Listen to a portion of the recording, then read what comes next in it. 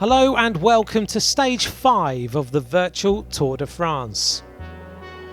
Today we arrive at the Queen stage of the race, a very different proposition with a brutal ascent to Chalet Reynard on the Mont Ventoux. A brand new climb in the world of Zwift.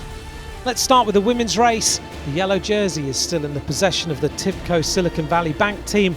Today it's the 19-year-old Australian Sara Gigante who will wear it.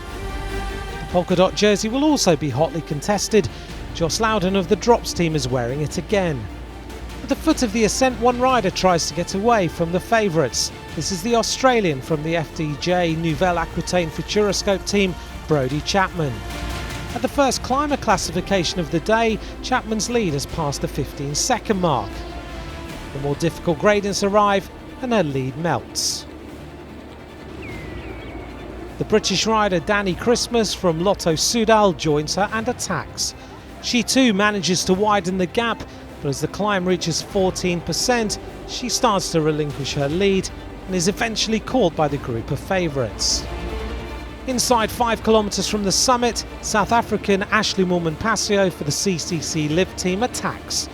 The wearer of the yellow jersey, Sara Gigante, manages to stay in the wheel, and the two riders quickly distance the other riders. Less than 2 kilometres from the finish, they're a minute ahead. Gigante ends up cracking and Moolman-Pasio flies away to the stage victory. A South African winning on Mandela Day in front of Gigante at 23 seconds. Tivco Silicon Valley Bank finish a spectacular day with 4 riders in the top 5 to secure the yellow jersey again. They also steal the polka dot jersey from the Drops team of Joss Loudon. Yeah, it was really great to win today for my CCC Live team. Luckily no technical problems today. Last week was a little bit disappointing with a dropout during the stage, so I was very happy to have a smooth ride today, and yeah, great to take the stage.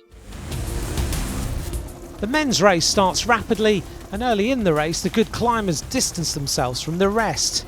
Leaders NTT are present, Luis Menkes in yellow and Domenico Pozzovivo in green.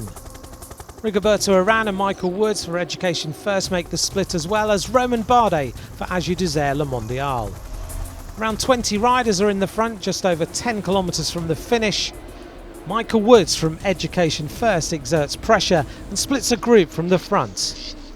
The NTT team managed to organise themselves to stay in contact with Pozzovivo, Menkes, but also Stefan de Bod.